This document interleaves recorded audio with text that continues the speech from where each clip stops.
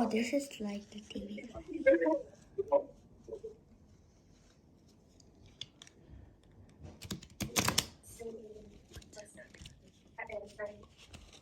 Okay, hi, my name is Geethika, and I'm going to be talking about how to form my ideal society. So, in this presentation, I'm going to be talking about 3 different types of societies that I have observed or learned about, and what I have learned from that, and how I'll connect it to my ideal society. So, first, I asked myself, what characteristics should describe the population of an ideal society? First of all, what is society? A society is a large social group sharing the same spatial or social territory, typically subject to the same beliefs and goals. Why is society important? So we learned about, the reason why men enter into society is the preservation of their property to limit the power and moderate the dominion of every part and member of the society.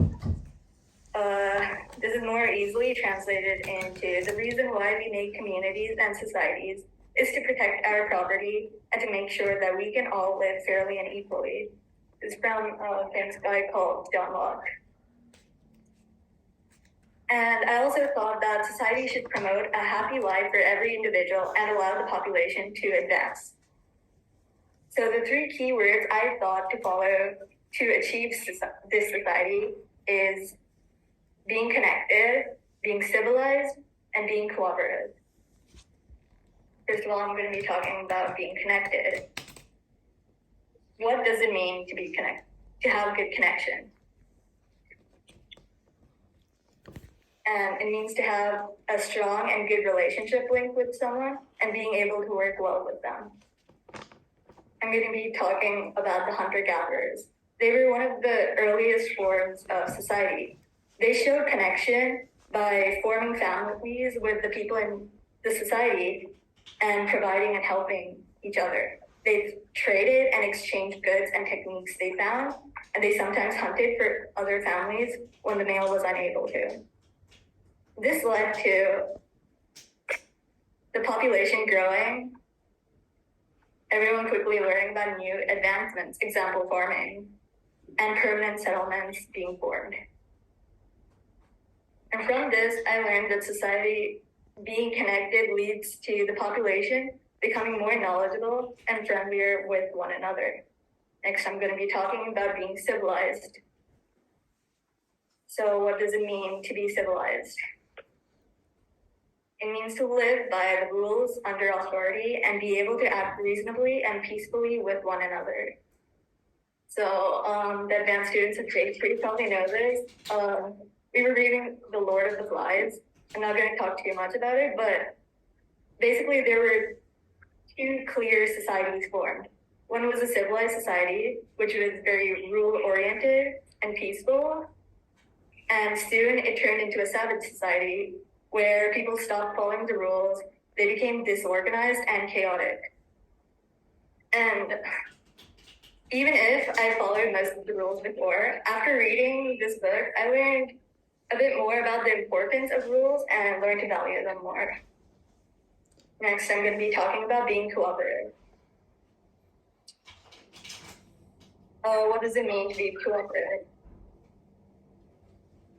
To be able to work together with others to be able to reach a common goal, whether it be material or a state of mind, like happiness. So I'm going to be talking about this time, the society we live in now, our school. So this is kind of a comparison, whatever. So before Mita, I used to study at a pretty small international school where all people could speak really fluent English and all classes were taught in English. And here I was kind of closed-minded, self-centered, and independent, especially when doing schoolwork. And I think after Mita, I became more open-minded, collaborative, and open to group work. And I think one big thing that helped me become more cooperative was realizing that I needed and so this led to me depending on my classmates to help me with that a lot of the time. And so this made me come to the realization that people would and should be able to depend on me the same way I depended on them.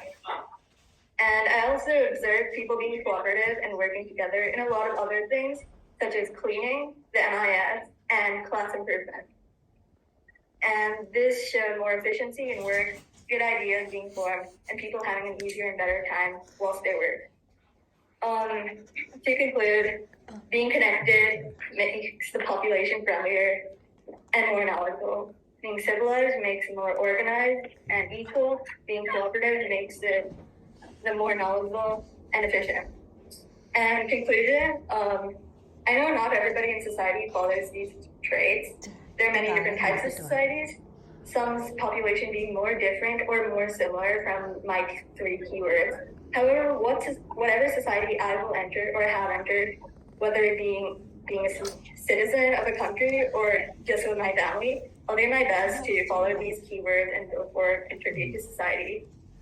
I recommend following these three words. Hopefully my presentation has convinced you all that being connected, civilized, and cooperative will lead to society becoming friendlier, more knowledgeable, equal, and efficient. Thank you. Good job, Geethika.